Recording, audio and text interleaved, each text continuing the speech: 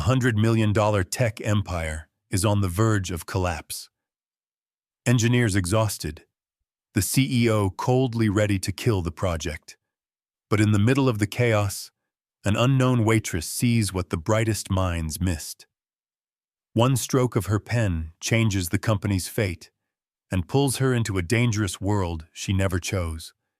This isn't just a story about technology. It's a survival fight for a single mom dragged into a game of power. Are you ready to step into this hidden journey? Where are you watching from? Comment your city or country below and let's dive in.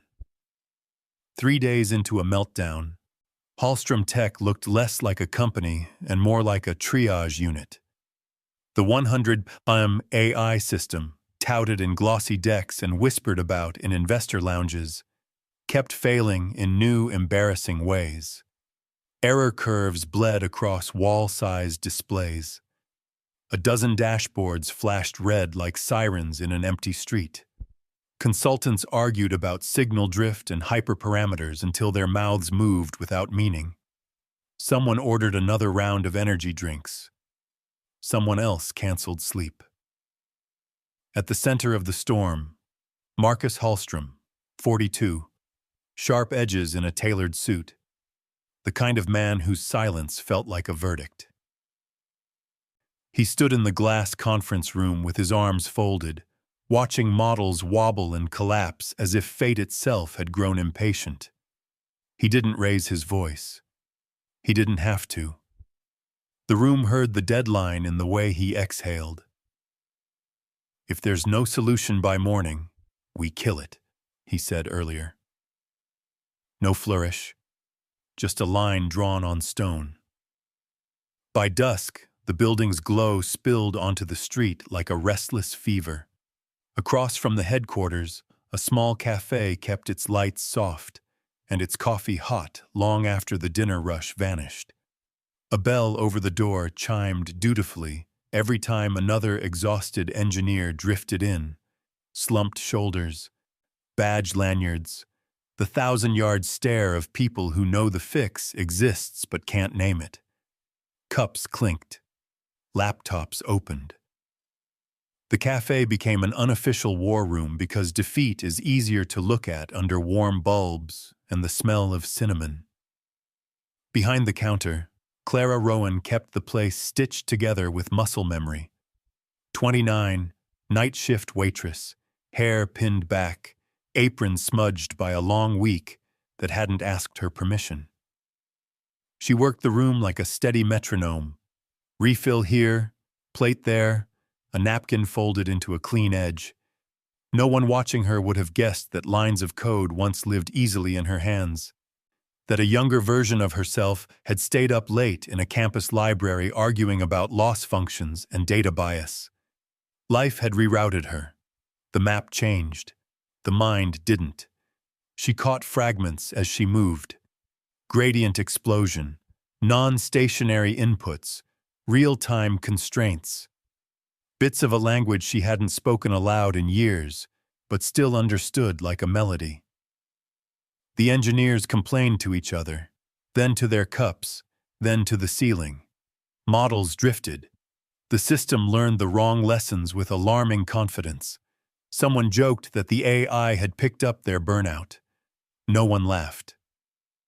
Clara made a lap through the room and paused at a two-top by the window, where a pair of Hallstrom developers sat sagging over a terminal. The screen's glow carved blue into their faces.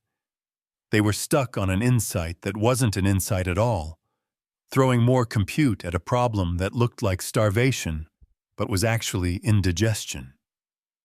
She topped off their coffee and stepped away, but her eyes had caught enough. Inputs were clean. Labels mostly sane. The failure graph didn't look wild. It looked misaligned, like a door hung on the wrong hinge. She returned to the counter, wiped it, re-wiped it, then set her cloth down and checked her phone. A photo of a crayon drawing blinked back.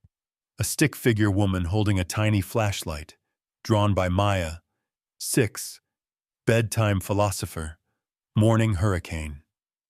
Underneath, block letters. My mom is a light warrior. Clara smiled into the screen for half a breath. Rent was due. The sitter's hours had to stretch. Shoes needed replacing. The numbers on her budgeting app didn't clap when she opened it. But the drawing did something else. It made the room feel less heavy, like a hand squeezing hers through the noise. Back at the engineer's table, the cursor blinked in a log like a heartbeat.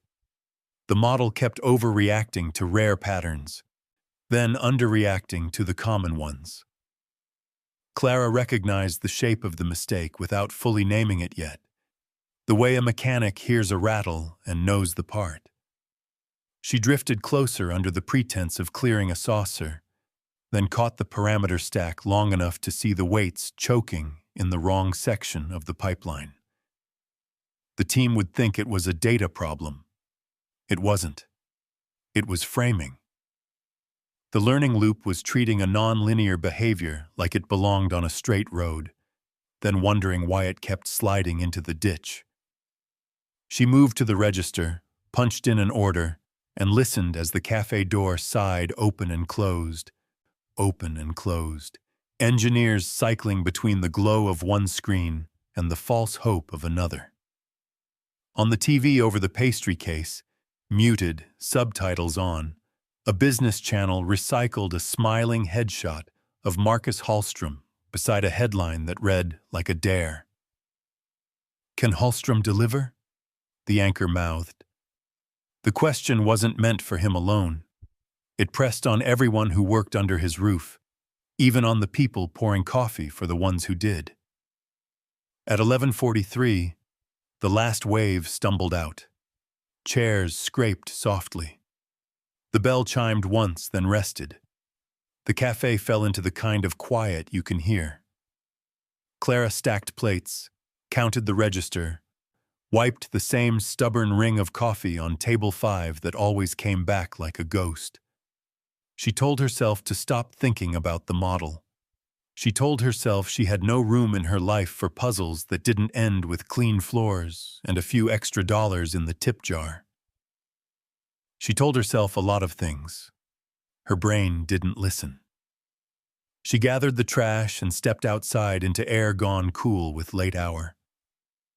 Across the street, Hallstrom Tech's top floor still burned like a lighthouse. A cleaning crew's cart rolled past inside, fluorescent bulbs making the hallway look colder than it probably was. In the glass reflection, Clara saw herself, a woman holding a trash bag like a shield, a survivor of a life that had forced her to learn the art of making do. She let the moment pass, then crossed the street because sometimes compulsion feels a lot like courage when you're too tired to name it.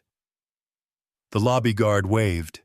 She was a familiar face by now, the unofficial coffee runner for crises. Upstairs, a side entrance to the war room stood ajar. A terminal remained logged in. Whoever abandoned it had done so in the particular hurry of despair. The chart on the screen was still pulsing, still wrong, still begging for a different kind of question. Clara didn't sit. She didn't even step in all the way. She leaned on the doorframe and watched the pattern breathe. The memory of old problem sets rose up like muscle memory. When to nudge, when to invert, when to admit you'd mislabeled the lesson, then start over with a cleaner truth. Her phone buzzed. A text from the sitter. "Maya out like a light. Good dreams tonight." Clara exhaled. The building hummed. The city outside had thinned to a whisper. She wasn't here to be a hero or a headline or anything that required permission. She was a mother who understood loops, not just in code but in life, where you repeat what you reward and starve what you shouldn't have fed in the first place. She stepped closer to the glow, just enough to see the parameters in plain relief. There it was. Not a bug. A misconception. A cheap assumption wearing a lab coat. She felt the click, not in the machine but in her chest. the way a key turns before the door knows it's supposed to open. Clara stared at the screen and said, almost to the room, almost to the version of herself she used to be, "They missed the most basic thing." The cursor blinked at her like a dare. Clara hadn't touched a line of code in years. Not since classes ended and responsibility rewrote her syllabus, but her instincts hadn't dulled. Every failed run on the monitor was pointing the wrong direction because the entire framework had been built on a flawed assumption. She could see it now as plainly as the chalkboard mistakes she used to correct for study partners who later outpaced her into tech jobs she never had the luxury to chase. She scanned the equations, one line after another, the way a nurse checks vitals, measured, steady, unwilling to blink too long. The architecture forced the system into a linear cage. No wonder the models buckled under pressure. They were being asked to behave like obedient students when the data was closer to wildfire. It wasn't the hardware. It wasn't the funding. It was the frame. A single faulty hinge holding up $100 million of promise. Her rag still hung from her apron. She twisted it unconsciously as the thought took shape. Should she fix it? Not formally. She didn't even belong here. Not on paper. But she couldn't unsee the answer. She dug in her pocket, found the pen she used for orders, clicked it once, twice, and then leaned over the whiteboard still streaked with notes from the last defeated team. Her handwriting slanted fast, uneven, but decisive. A curve replacing a line, a variable swapped, a weight redistributed. Small strokes, not magic. Just the right questions in the right order. Behind her, the silence was so complete she could hear the building breathe. Somewhere below, an elevator chimed.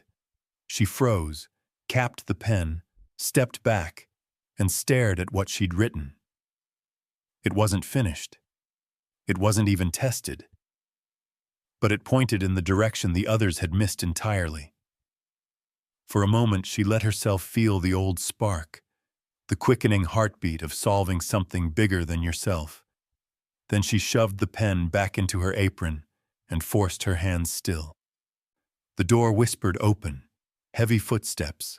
Clara turned quickly, half expecting a security guard, half praying not to be seen.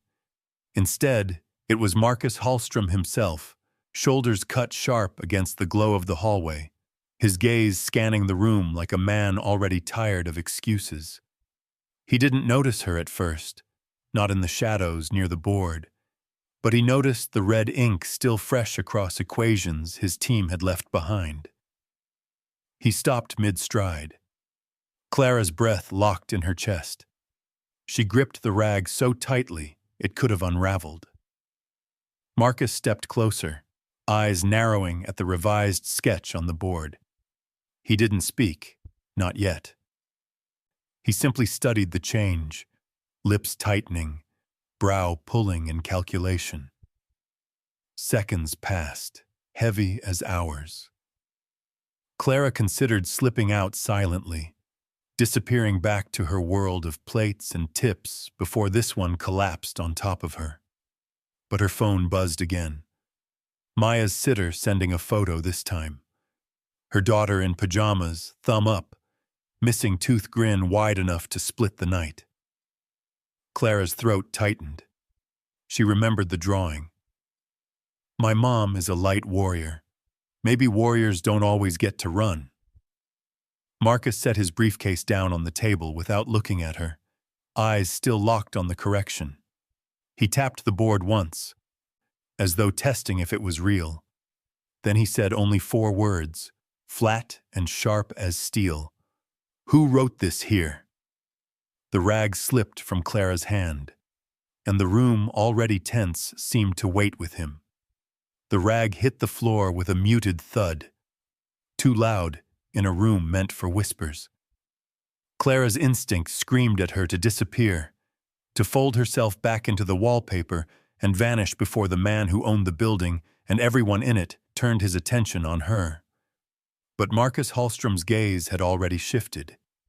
His eyes tracked from the numbers on the board to the pen still visible in the pocket of her apron. A single waitress, standing where no waitress should stand. Clara felt the heat rush to her face, but she didn't move. Running would confirm guilt. Staying might buy her seconds. The problem was, she had no script for this kind of moment. Not when the most powerful man in the company stood 10 feet away, expression unreadable, presence heavy enough to silence even the hum of machines. Marcus stepped closer.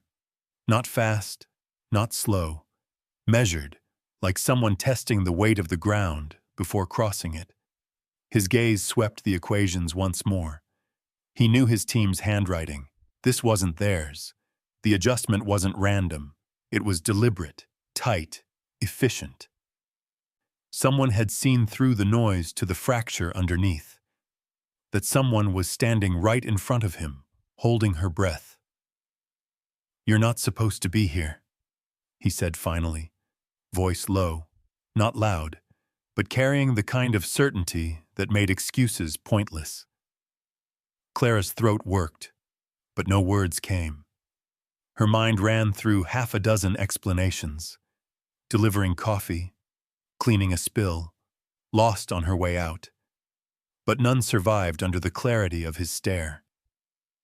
Instead, she simply nodded, as if to admit both truth and trespass at once. Marcus turned back to the board. The corrections still glared in red. He raised a hand, touched the curve she'd drawn, the circled variables. His silence was worse than anger. It was calculation. Behind his eyes, Clara could almost hear the gears grinding, the math running itself with and without her changes. His jaw tightened. His hand dropped. "Interesting," he muttered, almost to himself. Not praise. Not condemnation.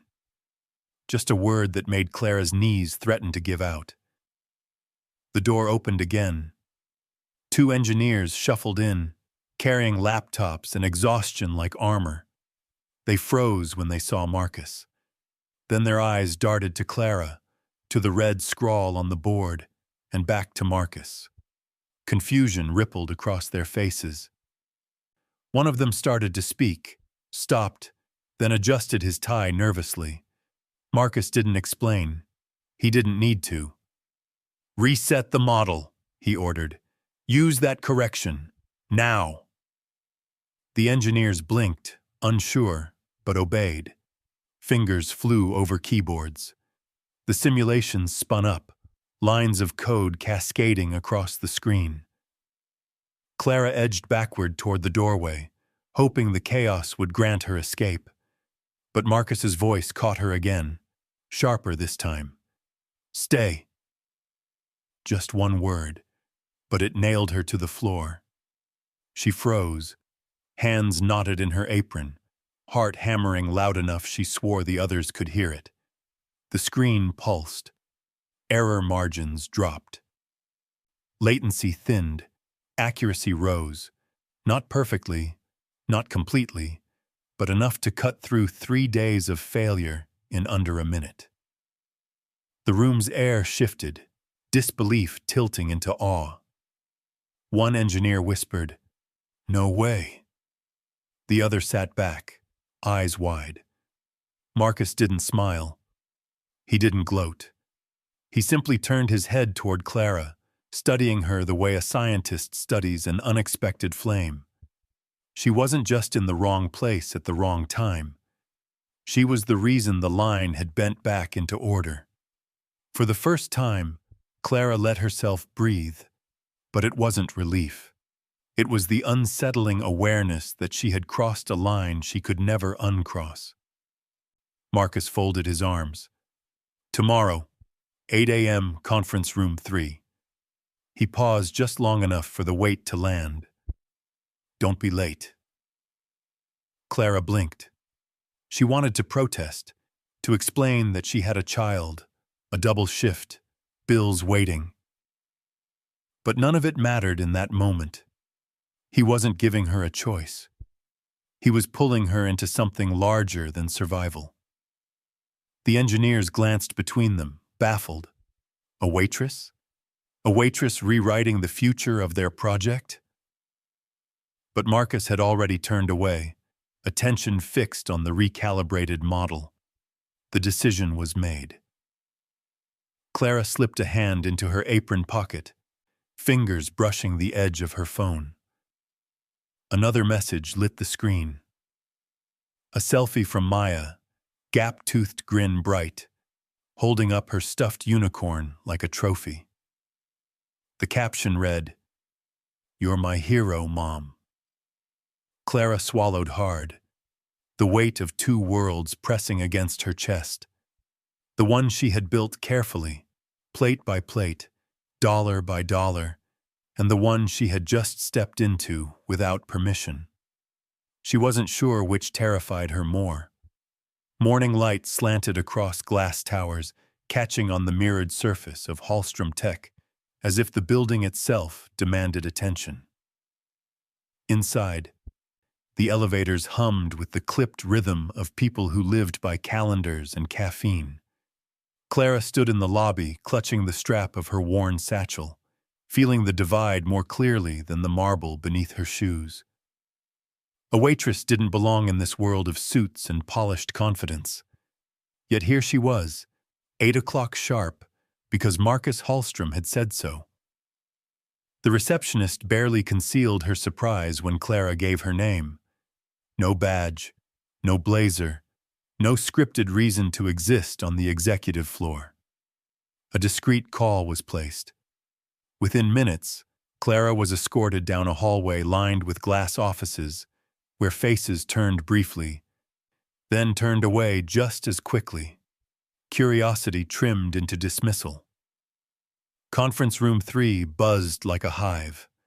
Screens lined the walls, charts stacked with numbers meant to impress, meant to overwhelm. At the center table, senior engineers and project leads adjusted their ties, shuffled papers, filled the silence with the click of pens. When Clara entered, it was as if a gust of misplaced wind had swept in. Heads lifted. Confusion sharpened into skepticism.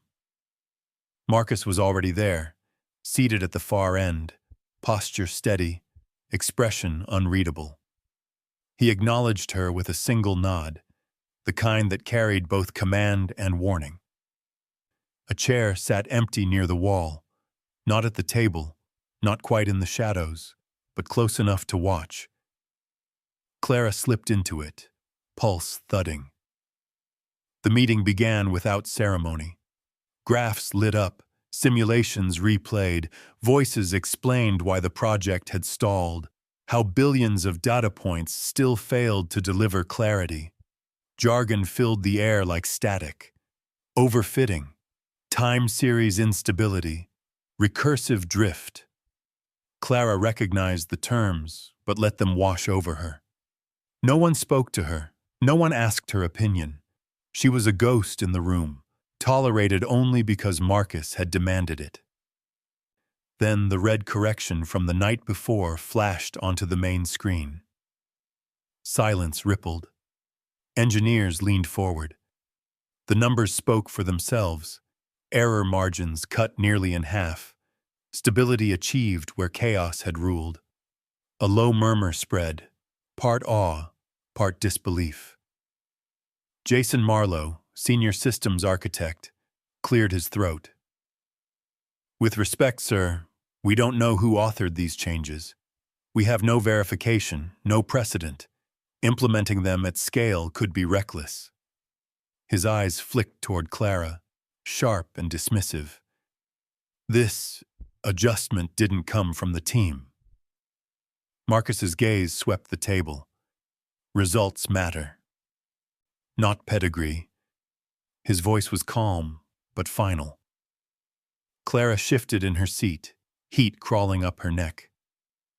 Jason wasn't wrong. She had no credentials here. No degree displayed on the wall, no company badge on her shirt. Just instincts sharpened by years of surviving, of watching patterns in numbers the same way she had watched patterns in people's orders at the cafe. She didn't ask to be part of this. Yet the weight of every stare in the room pressed her deeper into the chair, daring her to justify her existence. One engineer muttered, "A waitress with code." Another whispered, "Impossible." The words weren't loud, but they carried. Marcus raised a hand, silencing the room. "Last night, when we were out of answers, someone found one. That's what matters." Jason leaned forward, unwilling to yield. If we trust outsiders with core algorithms, what message does that send to our investors, to our clients? That anyone with a marker can walk in and rewrite a $100 million system? Clara's breath caught. For a heartbeat, she wanted to shrink, to vanish, but the image of Maya's drawing flared in her mind. "My mom is a light warrior. Warriors don't disappear when the room gets dark." She straightened slightly. Not enough to challenge, but enough to be seen. Marcus's voice cut through the tension. "Run the model live, with the correction. Let the results decide." The order was executed. Fingers tapped, code spun, charts updated in real time. The room leaned in as the new curve stabilized, smoother, cleaner than anything they had produced in 3 weeks. The silence that followed wasn't disbelief anymore. It was recognition. Clara felt it too. The moment when possibility eclipses doubt. But she also felt the undercurrent, the resistance coiled in Jason's glare, the unease in the whispers. She wasn't being welcomed. She was being tested. Marcus closed the session with clipped efficiency. "Meeting adjourned. Except you." His eyes fixed on Clara. "Stay behind." The others filed out, throwing quick glances her way, some curious, some hostile, none friendly. The door clicked shut, and the room shrank to just 2 people. A CEO whose name commanded headlines, and a waitress whose only defense was the truth she couldn't stop seeing. Marcus folded his arms. "You didn't just stumble into this, did you?" Clara's pulse hammered. She wasn't sure if he was accusing her or inviting her deeper in. The glass walls of Conference Room 3 reflected the city skyline, fractured into 100 angles. Clara sat alone at the table, hands folded tightly in her lap, while Marcus Hallstrom regarded her like an equation that refused to balance. He didn't pace, didn't fidget, just stood, arms folded, eyes sharp, the silence engineered to pry answers free. "You don't just walk into my building," he said finally, his tone precise, "and make corrections that half my team missed. That doesn't happen by accident." Clara's throat felt dry. She wanted to explain that it had been instinct, that she hadn't planned any of it, but she knew excuses wouldn't carry weight here. Not with him.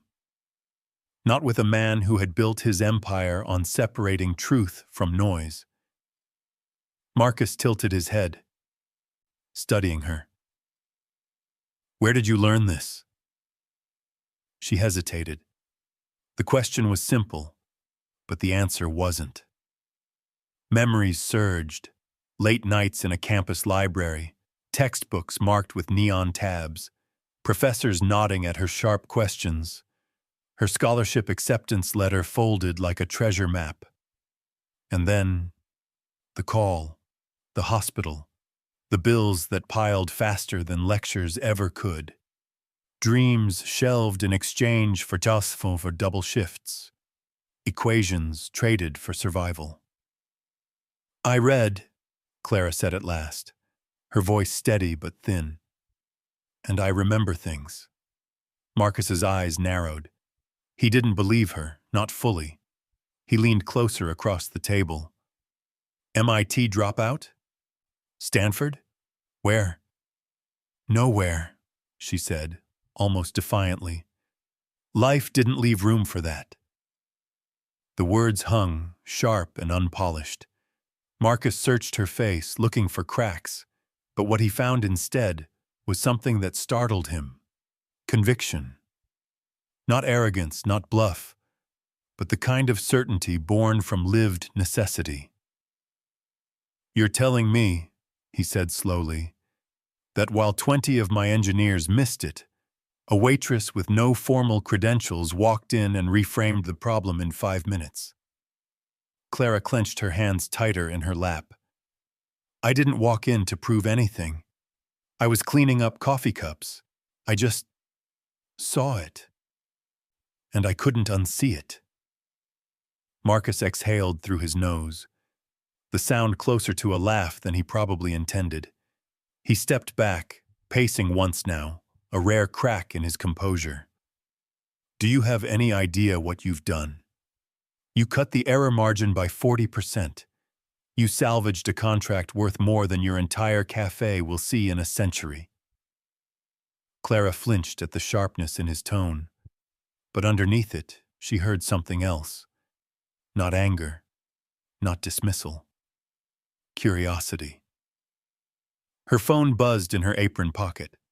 She didn't check it, but she knew. Maya's sitter, sending another picture. Another slice of normal life she was risking by standing here instead of clocking in at her next shift. Marcus's eyes flicked toward the sound, then back to her. Family? Clara nodded once. My daughter. Something softened in his expression. Not much, but enough to register. For a moment, the room wasn't a battlefield, but two people standing on opposite ends of survival, both bound by choices they didn't ask for. He broke the silence. Tomorrow morning, you're back here. Observer seat.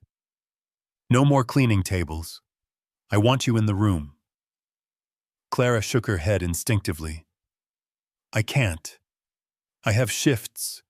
Rent. That wasn't a request, Marcus said firmly.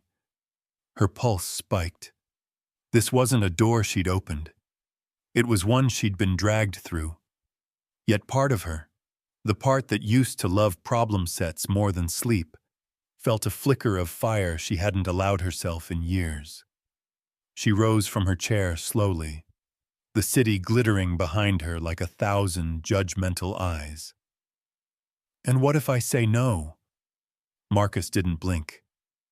Then you'll spend the rest of your life wondering what might have happened if you had said yes. The weight of his words pinned her in place. Outside the glass, the skyline pulsed with neon certainty. Inside, Clara realized she had just been drafted into a war she hadn't chosen, but one she might not be able to walk away from anymore. Conference Room 7 was built to intimidate. Floor-to-ceiling glass, a table long enough to seat 20, a screen so large it dwarfed everyone who spoke beneath it. Clara stood just inside the doorway, satchel clutched at her side, fighting the impulse to retreat. She didn't belong here, and everyone knew it. Marcus Hallstrom entered behind her, commanding the air without effort. He didn't introduce her. He didn't have to. The presence of a waitress among lad engineers spoke loudly enough. Chairs scraped as heads turned. Some faces showed curiosity. Others, open disdain. Jason Marlowe's smirk was the sharpest of them all. Shall we begin? Marcus said. Data flickered onto the screen. Graphs, error reports, lines of code that had chewed up 3 weeks of work. The project's survival sat in those numbers, and so did Clara's place in this room. Jason leaned back, arms folded. With respect, sir, this isn't a classroom experiment. You can't drag in Outsiders every time we get stuck. His eyes cut toward Clara. What's next? We let the barista design our infrastructure? A ripple of laughter moved around the table. Controlled, professional, but unmistakable. Clara felt the heat crawl up her neck. She gripped the strap of her satchel tighter, fighting the urge to fire back. She wasn't here to win their approval. She was here because she'd seen something they hadn't. Marcus didn't laugh. We're here to fix a system that cost us $90 million in sunk time. If anyone in this room can move the needle, I don't care what title they hold. Silence snapped down again. The weight shifted back to the numbers. The engineers presented their patches, temporary fixes that reduced the bleeding but didn't stop it. Clara sat quietly, eyes on the screen. Her instincts tugging harder with each slide. They were trimming leaves while ignoring the rot in the root. Jason noticed her watching. You have something to add? He asked, voice slick with challenge. Clara hesitated. Speaking would only deepen the target on her back. Staying silent would confirm every doubt. She drew a breath. You're compensating for drift by tightening thresholds. That's why your error spikes are returning. The model's suffocating under its own corrections. The room froze. Every head turned. Jason's smirk sharpened. And you are? Clara's heart pounded. Someone who knows when a loop is choking itself. I've seen it before. Different system, same mistake. Jason leaned forward. You think this is as simple as unclogging a drain? Clara met his stare. Sometimes the simplest answer is the one everyone's too proud to try. A flicker of laughter. This time not at her, but at the audacity of her reply. Marcus's expression didn't shift, but a faint current of approval tightened the air. He gestured toward the screen. Run it. The engineers grumbled, but they did. Clara's adjustment played out in cascading numbers. Within seconds, the jagged red line softened, steadied, rose back into tolerance. The improvement wasn't perfect, but it was undeniable. The silence that followed was different now. Charged, reluctant, edged with respect some tried to hide. Jason broke it with a mutter. Still reckless. We don't validate theories with markers and coffee breaks. Marcus cut him off. We validate them with results. And right now, hers are the only ones working. Clara sat back, chest tight. For the first time, she realized this wasn't a test she could quietly slip away from. Each correction she made pulled her deeper into their world. Her phone buzzed in her pocket again. A photo from Maya, sitting cross-legged on the living room floor, homework spread wide. A single caption typed with stubborn determination. When are you coming home? Clara swallowed hard. She was caught between two lives, each demanding more than she had to give. Marcus spoke again, his tone final. From now on, she observes every session. The decision landed like a gavel. Clara wasn't sure if it was a victory or a sentence. By the third day, Clara's presence in the war room was no longer a curiosity. It was a fracture. Conversations stilled when she entered. Laptops closed a little faster. Side glances carried weight.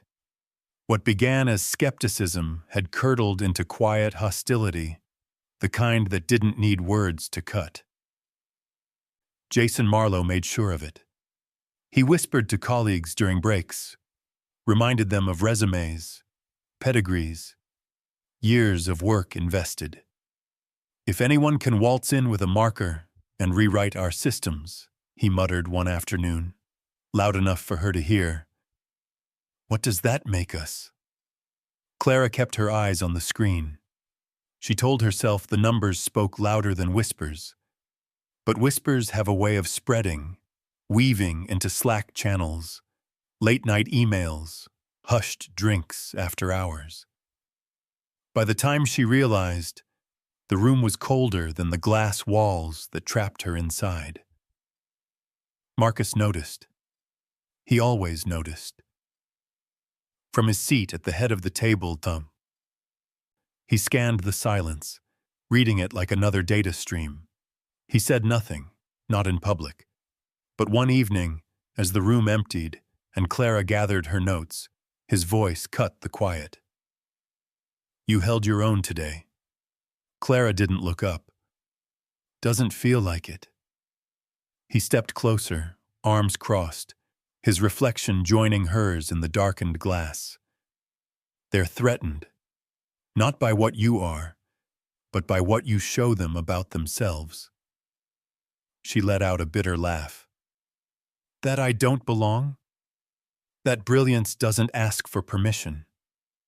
The words lodged somewhere deep. For a moment, Clara allowed herself to meet his eyes. They weren't soft. Marcus didn't do soft. But there was a steadiness there, a recognition she hadn't expected. Her phone buzzed. Maya again, another photo. This time a stick figure drawing of a tall man in a suit standing next to a smaller woman with an apron, both smiling, a child holding their hands. Underneath, "Mom plus boss plus me equals team." Clara quickly flipped the phone face down, embarrassed. But Marcus had caught the glimpse. "Your daughter?" Clara nodded, unsure why her chest tightened at the question. "You ever wonder why you keep showing up here, even when you don't have to?" Marcus asked. She wanted to deny it. She wanted to say she was forced, drafted into this circus. But the truth was harder to ignore. The part of her that lit up every time the math bent into order, every time a system obeyed after refusing 100 times. "I don't have the luxury of wondering," she said quietly. Marcus studied her for a long moment, then finally stepped back. "Be here at 7 tomorrow. Strategy review." The next morning, the backlash sharpened. Jason presented a slide showing projected risks of implementing Clara's adjustments at scale. Warnings of system instability, client distrust, reputational damage. His voice dripped with authority, the kind earned from polished degrees and years in the right rooms. "This is what happens," he concluded, "when we let unvetted outsiders dictate high-stakes systems." All eyes shifted to Clara. The silence demanded she defend herself. Her palms dampened against her notes. She wanted to shrink, to vanish. But Maya's drawing flashed in her mind again. Team. She raised her chin. "I didn't dictate anything," she said, voice steady. "I pointed out what was already breaking. You can ignore me if you want. But numbers don't care about resumes. They just tell the truth." The room stilled. Some averted their eyes. Jason's jaw tightened. Marcus didn't move, but his gaze lingered on her a fraction longer than anyone else's. When the meeting ended, Jason brushed past her in the hallway, voice low. "Enjoy the spotlight, waitress. It doesn't last." Clara didn't respond, but the weight of his words followed her out. A reminder that every step deeper into this world carried a cost she hadn't yet begun to pay. By the end of the week, the numbers told a story no one could deny. Error rates were down. Stability held across test environments. Clara's quiet corrections had steadied a project once declared unsalvageable. But success rarely silences enemies. It sharpens them. Jason Marlowe wasn't finished. He stayed late, prowling through code composites, searching for cracks to exploit. One evening, when the building had emptied and Clara was packing her satchel, The simulation screen flickered with a sudden error spike. Charts bled red, logs filled with contradictions. Panic shot through her chest. Had she missed something? Jason's voice slid from the corner. Looks like your magic marker trick wasn't built to last. He leaned against the glass wall, arms folded, smug satisfaction painted across his face. Clara moved to the terminal, scanning the logs. The patterns were wrong, deliberately wrong. Someone had swapped parameters just subtle enough to make the system choke. Her gut tightened. You did this. Jason smirked, unbothered. I don't have to. The system is exposing you for what you are. Unqualified. Reckless. Dangerous. Clara's hands trembled as she typed, rolling back the sabotage. Within minutes, the model steadied again, smoothing into green. Relief washed over her, but Jason's smile didn't fade. Numbers can be fixed, he murmured. Reputation can't. Once clients see who's behind this, you're finished, and Hallstrom with you. Before Clara could respond, the door opened. Marcus stepped in, his gaze landing first on the charts, then on Jason, then on Clara's clenched hands. The tension in the air was immediate. What happened? Marcus asked. Jason straightened, his tone shifting into faux professionalism. Instability. The corrections aren't sustainable. I warned you this would happen. Marcus's eyes narrowed. Instability doesn't vanish in 5 minutes. He turned to Clara. What did you see? Clara's breath caught. She could call out Jason, expose him here and now. But she saw the trap. A waitress accusing a senior architect would look like desperation, not truth. Still, silence tasted like defeat. I saw parameters out of alignment, she said carefully. Not random, deliberate, but corrected now. Marcus studied her face, then Jason's. His silence stretched until it cut. Finally, he spoke. Leave us. Jason bristled. Sir, now. The door shut behind him with a hiss that felt final. The room shrank to just Clara and Marcus. You should have said it outright, Marcus said. Clara looked up, startled. Said what? That he sabotaged you. His voice was calm, but iron threaded through it. I know how Jason operates, but I needed to hear if you'd defend yourself. Clara's throat tightened. And if I had? Then I'd know you were reckless with accusations. But you weren't. He stepped closer, his voice dropping. You're learning how to survive in rooms that weren't built for you. That's harder than fixing code. The weight of his words pressed against her chest. For the first time, she saw not just a CEO, but a man who understood isolation, the kind that comes from always being the one expected to carry more than anyone else. Her phone buzzed. Another message from Maya. Don't let them push you out. Light warriors fight. Clara's eyes stung, but she blinked it back. Marcus noticed, though he said nothing. Instead, he glanced at the stabilized chart glowing green behind them. You keep proving them wrong, he said, and soon they'll have no choice but to see you. Clara swallowed hard, torn between fear and the unfamiliar pull of hope. She didn't answer, but in the silence that followed, she knew. The war wasn't just against broken code anymore. It was against the walls that decided who belonged. The days blurred into nights, and the war room became a second home Clara never asked for. Code streamed across screens like endless riddles, meetings stretched until dawn, and every whisper in the hallway carried her name, half in doubt, half in awe. She told herself she could manage both worlds, The cafe shifts she still clung to, the war room battles she hadn't chosen, and the bedtime calls to Maya that always came too late. But balance was an illusion. On a Wednesday evening, after 14 hours inside glass walls, Clara rushed home with takeout boxes clutched to her chest.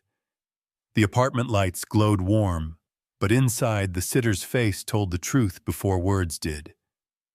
Maya had fallen asleep on the couch, math homework unfinished, empty snack wrappers scattered like confetti of neglect. Clara set the food down, guilt pressing heavier than exhaustion. She knelt beside her daughter, brushing a strand of hair from her cheek. Maya stirred, blinking awake. "Mom, you missed the story again." Her voice was small, not accusing, just tired. Clara swallowed hard. "I'm sorry, baby. Tomorrow, I promise." Maya nodded, the kind of nod children give when promises have worn thin. She curled back under the blanket, whispering, "Light warriors don't break." Then her breathing steadied into sleep. Clara sat there in the dim glow, tears burning but unshed. She was winning battles in rooms that had never wanted her, but losing the one that mattered most. The next morning, she arrived at Hallstrom Tech with shadows under her eyes. The conference room was already humming. Jason presented risk charts again, each slide sharper, designed not to solve problems but to underline her as one. "We're days from the investor summit," he warned. "If this fragile framework collapses on stage, we won't just lose contracts. We'll lose credibility." All eyes slid toward Clara. She felt the weight of it, the silent verdict forming. She wanted to defend herself, to shout that sabotage had tried and failed to disprove her work, that numbers didn't lie. But fatigue pressed on her like gravity. Marcus broke the silence. "The system holds. The summit goes forward." Jason's jaw tightened. "With her at the table?" Marcus didn't blink. "With her work on display." The room rippled. Some nodded reluctantly. Others exchanged uneasy glances. Clara felt her pulse climb. She hadn't agreed to this. She hadn't chosen to become the face of a battle she barely understood the politics of. Later, as the team dispersed, Marcus approached her. His voice was low, private. "The investors need more than numbers. They need a story. You'll give it." Clara froze. "No, I can't stand on that stage. I'm not one of you." "You're exactly why they'll listen," Marcus said. His eyes, usually cold steel, held a rare flicker of conviction. "Because you don't sound like the rest of us." Clara shook her head, panic rising. "I have a daughter. I barely make it home as it is. If I take this stage, I'll lose the last piece of her I have left." Marcus studied her, silent for a long moment. Then he spoke quietly. "And if you don't, you'll lose the chance to show her what it looks like when someone refuses to stay invisible." The words hit harder than he knew. That night, Clara sat at the kitchen table while Maya colored at the other end. A drawing slid across the surface. 3 stick figures under a glowing sun. One held a mop, another a briefcase, the third a stuffed unicorn. Above them, in shaky block letters, "Team Light." Maya looked up. "Are you scared, Mom?" Clara's voice broke. "Terrified." "Good," Maya said simply. "That means it matters."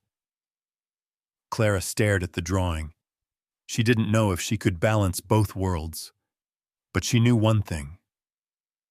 Hiding was no longer an option. The Pacific Grand Ballroom glittered with glass and gold. 500 investors filled the seats, their whispers sharp with skepticism, their eyes fixed on the stage where billion-dollar promises lived or died. Spotlights blazed overhead, hot and unforgiving. Backstage, Clara's hands shook around a stack of note cards she hadn't written. The engineers had tried to coach her, feeding her jargon that tasted like sand in her mouth. She couldn't remember a single line. All she remembered was Maya's voice the night before. Light warriors don't break. Marcus stood nearby, silent as ever, arms folded. He didn't offer comfort. He didn't need to. His presence alone was its own kind of anchor. When her eyes darted toward the crowd, he said quietly, "You don't need their language. Just tell them the truth." Then her name was called. Clara stepped into the light. For a heartbeat, the room blurred, a wall of faces melting into shadow. She gripped the podium, breath shallow. Every whisper, every doubt pressed down on her. She almost turned back. Almost. But then she saw her daughter, Maya, perched in the back row on a booster seat, waving a stuffed unicorn like a battle flag. Clara's chest tightened. The fear didn't vanish, but it shifted. Fear wasn't a wall anymore. It was a doorway. She set the note cards aside. "I was supposed to be serving coffee tonight," she began, voice unsteady but rising. A ripple of surprise moved through the audience. "Instead, I'm standing here because I saw something no one else did. Not because I'm smarter, not because I'm trained, but because life teaches you to notice things when you can't afford to look away." The room stilled. Our AI wasn't failing because it was weak. It was failing because we framed it wrong, like forcing a river into straight lines and wondering why it floods.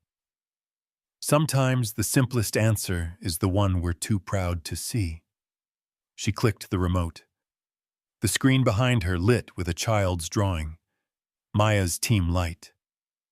Gasps and murmurs rose. Not polished charts, not jargon, just a crayon vision of 3 figures under a sun. "This is what clarity looks like," Clara said softly. "Not perfection, not pedigree, just people willing to see differently and build together." For a long moment, no one moved. Then applause broke, tentative at first, then swelling, until the ballroom thundered with it. Investors on their feet, cameras flashing. Backstage, Marcus watched with something close to pride breaking through his steel exterior. Jason sat in the shadows, jaw tight, his silence louder than any protest. When Clara stepped down, her knees weak, Maya barreled into her arms. "You didn't break," she whispered. Clara laughed through tears. "No, baby, we didn't." Later, as the crowd thinned and contracts were already being whispered into being, Marcus approached. For once, his tone wasn't commanding, just steady. "You changed the room." Clara shook her head. "The numbers did." "No," Marcus said quietly. "You did." She didn't know what tomorrow would bring. Boardroom battles, backlash, another round of whispers. But in that moment, holding her daughter's hand, she realized something deeper. Survival had carried her this far. Courage would take her the rest of the way. As they stepped into the night, the city lights stretched out before them. Maya swung her unicorn by the tail, humming to herself. Marcus walked a step behind, for once not leading, just following. And Clara Rowan, waitress, mother, unwilling mathematician, finally understood the meaning of her daughter's words. Light warriors don't break, they build.